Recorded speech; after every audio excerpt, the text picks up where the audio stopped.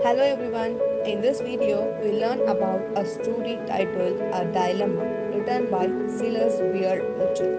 Let me say what is dilemma. A dilemma is a situation in which you have to make a difficult choice between two or more things. Let me introduce the writer.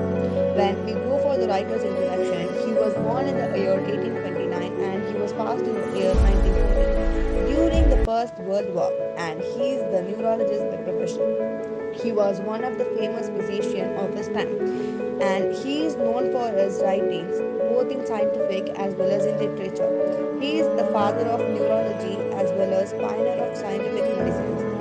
And when you talk about awards, the American Academy of Neurology Award for Younger Research is named after him. When you talk about characters, Tom, he's about 37 and he's the narrator of the story. His uncle is named Philip. He's a bachelor, and here we can see a professor who is named Clinch. And Dr. Scaft, he's a doctor who's appointed to treat Philip. And Susan was engaged to Tom. And mother of Tom is also spoken here but not as a character, just as a name as well as the same landlord and the wife of Tom. So let's get into the story. As I told you, the narrator is Tom and he is narrating an incident which had happened in his life.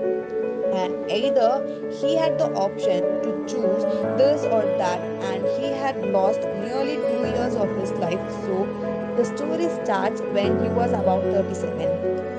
And when his uncle was died, he says before a week his uncle made a call to him and contacted him to come and see him. And when you talk about the character of Philip, his uncle is actually a bachelor.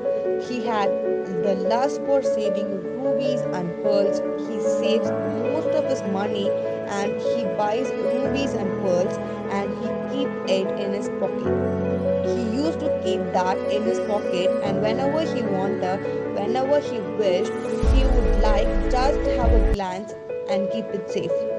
As few days passes, he'll be storing it in a treasure box, and he hates Tom's mother from the core of the heart, where he also mentions it openly to Tom. And when you talk about Tom's mother, she often used to tell Tom that he should not go and ask for help, or you should not demand or expect anything from his uncle.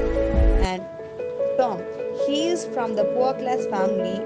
Although he is good educated and he is not very rich, and he wanted to earn for his daily need, and not present. He is very poor economically.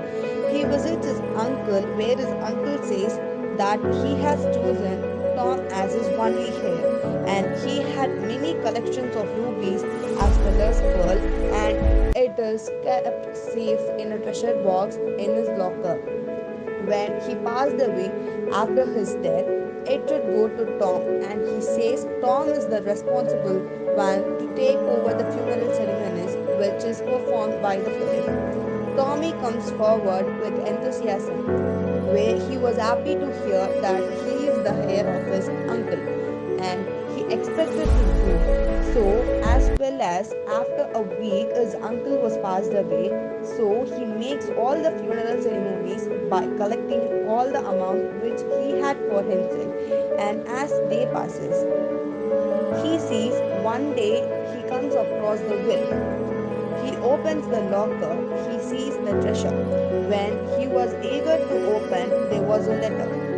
The letter is written by his uncle to Tom. Let's see what's written in the letter.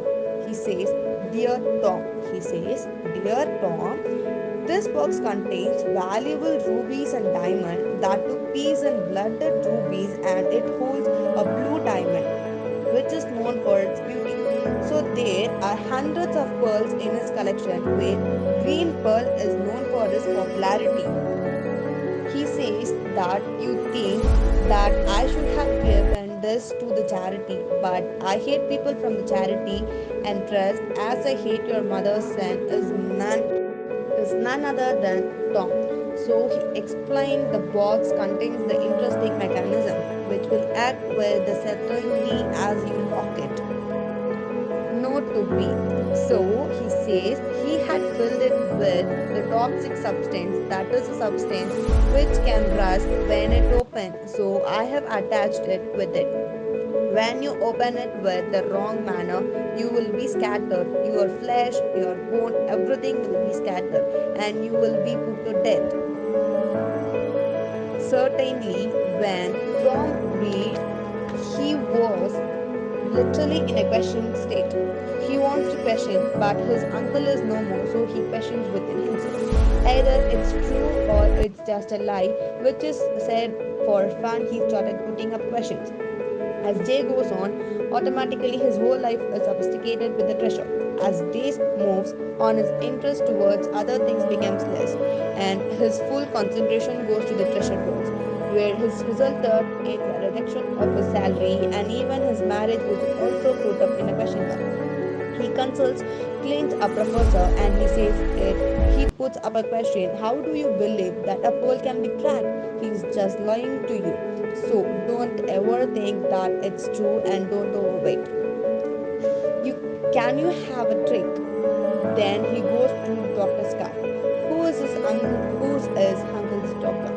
So automatically says that the old man is true. So never misjudging. He might be true in saying everything. So this contains something. And you open it wrongly, automatically you will be put into death. So this created a dynamic state, that is now we are at the topic that is considered a dilemma state, where he had to choose either to open with the key or else to give it to someone, or what to do. He has a very question mark where literally cannot choose both the options. Certainly he comes within an idea when we can keep it some for distance it, but it is distance. So he must be close to the box to open. So he starts putting questions and questions and questions. This took him to lunatic state. One day, unhappily, he went into the library of his uncle where he saw the Bible. All the Bible has the list of ruby and stones. So, over expectations cause for everything. He puts up with the many riddles. He literally thinking his uncle as a cruel jester. 2 years had gone and he became the richest man in the city. How came? Because he had the available rubies, pearls, and diamonds within himself, but still he is in a very poor state because he can't open the box and cannot sell anything for quench even his food. So even though he wanted food, he cannot sell it for anything because it cannot be opened. This news was taken to Susan, and Susan, she started disliking him, and she had half cracked I mean, she has put off the engagement and she rejected him to marry. This later was speaking all over the place, and people wanted to make debate. And day by day, it was started spreading like a social media news. And at a certain point, the news reached the government, and where the government started raising up their rising questions. It is your property, that is your ancestors' property. So you have to pay tax for it. Now he comes to mindset that why should I pay tax for it? Either we cannot open it, so we can handle it to the government. So he handled his will to the government, to the Society for the Preservation of Human Vivisection, and he states that he would return it back after investigating what those things are, and he goes far and far. So here we end the story, and our final lines of the story puts up a question mark for sorry. So the things are here go so far and far. So here we end the story, and final lines of the story puts up a question mark. For the reader and the listener, given the iron box, knows to the content when and the contents dynamic currents to exit when the key is used to unlock it. So When you get an iron box and when you have a key and when you come to know that is full of wealth and the same time you are in a perfect dilemma that you cannot open it, what will happen? What would any sane man do? Uh, so, a common man, what will he do if he is a sane man? What would he do? What are things he can do? What would he advise? What will be the advice that is given by a man? So, here I conclude my video. Thank you so much.